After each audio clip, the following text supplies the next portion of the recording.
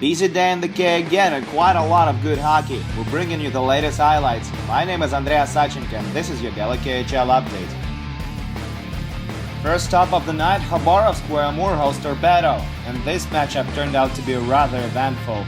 Just a few minutes into the first, Viktor Drugov puts the puck on net, Borisov stops it, but Slava Kulimin sends it in on a rebound. That's his second of the year and he makes it 1-0 Torpedo. Still in the first, Vadim Hamitsky feeds Ilya Yamkin in front of the net and he sends it in. And that's his first career KHL goal too. Yamkin makes it 2-0 Torpedo. Second period now and things get rather heated up out there. Slava Litovchenko drives Slava Kulimin into the boards and Pavel Valentenko will not take this kindly. He drops the gloves and goes after Litovchenko. He gets a game misconduct for that, but his coach is rather pleased with his actions. Well, he's not going to be pleased about that though. Tommy Tymon nets his second of the year on the following power play to make it 2-1. And a few minutes later, Kirill Safronov scores his first of the year also on a power play to bring us back to even. We tied at 2s and Alexei Yakin is swapped for Ivan Kasudin and Torpedoes go after that too. Later in the period, Sakari Salminen puts Torpedo back in the lead. He beats Sergei Borisov from the Hashmarks for his fourth of the year to make it 3-2 Torpedo after 40. Third period now and Torpedo just take off. Alexander Makarov nets his first of the season on a power play at 46:59 to put this out of reach for Amur as it turns out. Torpedo dominated the rest of the game and they went on to win it 7-2, but Amur just couldn't let them walk away with that. First, Mikhail Zheleznov elbows Sakari Salminen into the head at the boards, and just look at that jump. That's illegal from any angle and Zheleznov deservedly gets some beating from Wojtek Walski. And then later in regulation we get a mass brawl on our hands. They're going 3-on-3 and the fan seems to be rather into it. Well, at least their boys had the upper hand in fighting. They certainly can't brag about what they see on the scoreboard. 7-2 Torpedo final on this one.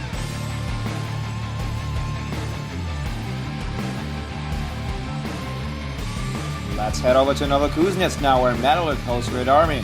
And the underdog didn't put much of a fight on this one. Red Army opened up the scoring early in the first on a power play. Denis Denisov nets his first of the season as he gets to the puck in this main. 1-0 Red Army. Less than 3 minutes later, Alexander Radulov cuts into the slot from the left wing and he beats Ilya Sorokin with a seemingly easy shot. And just like that, Red Army lead by 2 now. 5 minutes later, Kuzna get on the board though. Alexander Komaristi has the puck on a power play, takes a shot from a low scoring position, but it goes in. Alexander Komaristi scores his second of the year on his birthday, and Red Army's lead is cut in half now, 2-1. But just over 2 minutes later, Red Army get it back. Roman Lubimov feeds Damir Zafarov from the slot from the corner, and he scores his first of the season on his former team. Red Army lead 3-1 after 20. Second period now, and Alexander Radulov does what Alexander Radulov does best. He takes a knee wrist shot from the hash marks and goes water bottle on Sorokin. No chance for the goalie. Radulov enjoys his second of the night and 6th of the season. 4-1 Red Army. Third period now, and Red Army's lead just keeps getting bigger. Igor Volkov scores his first of the season at 46:53 on a wraparound, and Sorokin does not look strong on this shot. He's given a break after that too as Rafael Hakimov takes his place. And he's not gonna go home unbeaten either. Vladimir Zharkov scores his second of the year with just a few minutes left in regulation, and that's when Red Army finally stopped. They win their 11th game out of 12 to start the season. 6-1 Red Army final.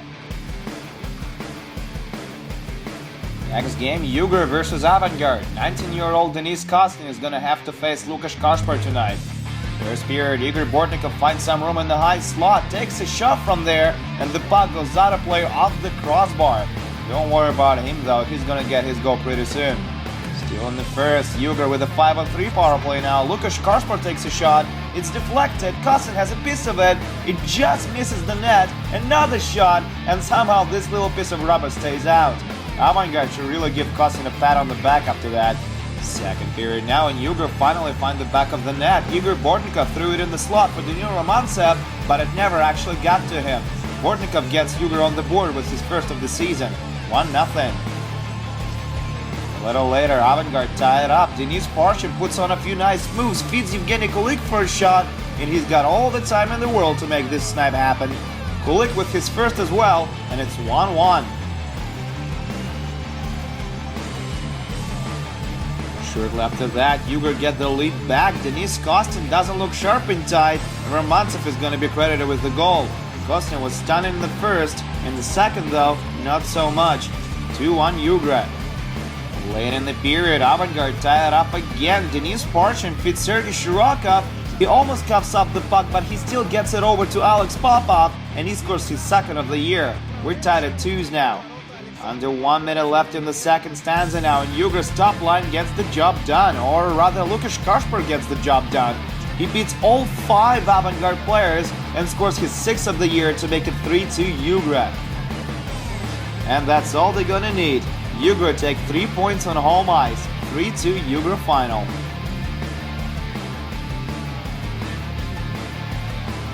In Tolyatti now, where Lada hosts Magnitka. This is the guy everybody came to see. Well, they were not disappointed. Hometown favorites open up the score, and Vitaly Shulakov puts the puck on net. It's deflected off Andrei Nikitenko, and it's in the net. That blows the roof of the building too. 1-0 Lada. And just a little later, Sergei Mazakin shows what real skill is. He takes a wrist shot from the left wing, and he scores his 8th of the year. This guy is just something else. 1-1. Second period now, Semyon Valuski puts the puck on net as Martin Zadovich provides him with a screen in front, and that beats Vasily Koshechkin. Valuski nets his 5th of the year, and Lada are back in the lead, 2-1. At 26:52, Lada improved their lead to 3-1 as Alexei Mastrukov nets his first career KHL goal. Magnitka's defense is just non-existent in the slot tonight. And Mike Kinnan swaps Koshechkin for Alex Pechursky after that goal too. Pechursky didn't allow any more goals, and Magnitka came really close to forcing overtime in this one. Sergei Mazakin scored his 2nd of the night and 9th of the year late in regulation, but that just wasn't enough. Lada upsets Magnitka on home ice. 3-2 Lada is your final on this one. Dmitry Makarov is back in Nizhnekamsk as Salavat Yulayev visits Nikolai Belov and Neftahimik. No scoring in the first, so we'll go straight to the second, and it's going to be Kirill Koltsov who's going to score the first goal of the night. He's got sizzling hot hands. That's his 6th of the season already. What a shot. 1-0 Salavat. Late in the period, Anton Slepyshev gets on the forecheck, and he scores.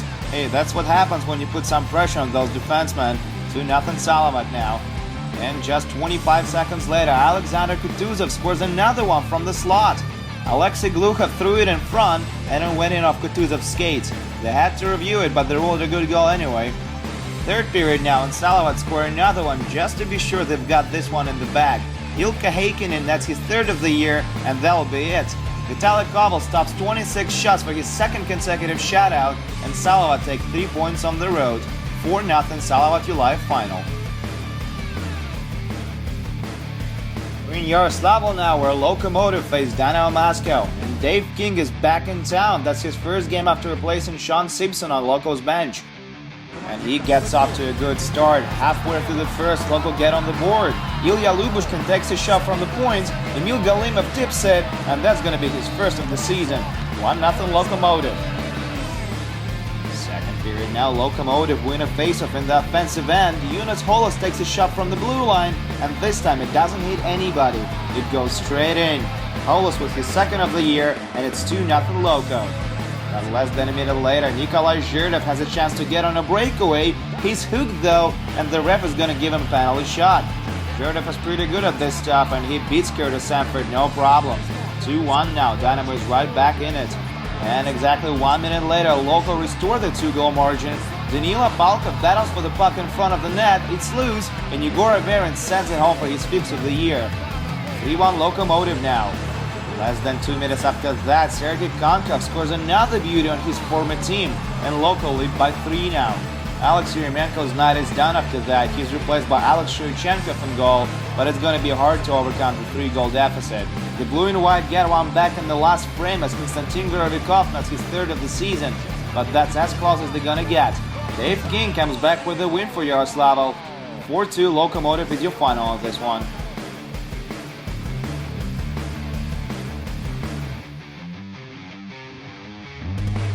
Our next stop is Chelyabinsk, where Traktor meet Boris. Scoring spree begins right from the get-go. Just 3 minutes into the first, Nick Antropov scores from inside, and Boris takes the lead, 1-0. Halfway through the period, Anton Glinkin gets the puck in the right circle and he beats Jan Latsa top shelf. Nice shot by Glinkin, 1-1. A little later, Boris have a man advantage. Maxim Semyonov lets a rip from the blue line, and that beats Vladislav Fokin. Great shot by Semyonov for his first of the season. 2-1 Boris now. Moving on to the second, and Boris improved their lead to 3-1. Brandon Bachensky was trying to feed Nigel Dawes in the slot, but the puck got deflected in instead. Bachensky is credited with his fourth of the year, and Vasily Demchenko replaces Vladislav Fokin in Truckster's net. And home team is gonna come back. First, Semyon Kukuyov finishes a neat passing play with a howitzer from the right point for his first of the year, 3-2. And early in the third, Martin Ruchka brings us back to even. He's got a lucky bounce working for him in front as well, but who's keeping track of that, right? We're tied at threes now. 2 minutes later, Boris retakes the lead. Yevgeny Blakhin puts the puck on net through heavy traffic in front, and Demchenko can't do anything about it. 4-3 Boris now. Shortly after that, Boris gets the well-needed 2-goal cushion too. Nigel Dawes scores his 8th of the year as Tractor's penalty just expired. 5-3 now. Tractor just won't give up though, and they're rewarded with the goal. Andrei Popov gets one to go less than a minute later, but they still need another one, and they're not gonna get it. Konstantin Rudenko scores an empty netter instead, and Boris secure a W on the road. 6-4 Boris final on this one.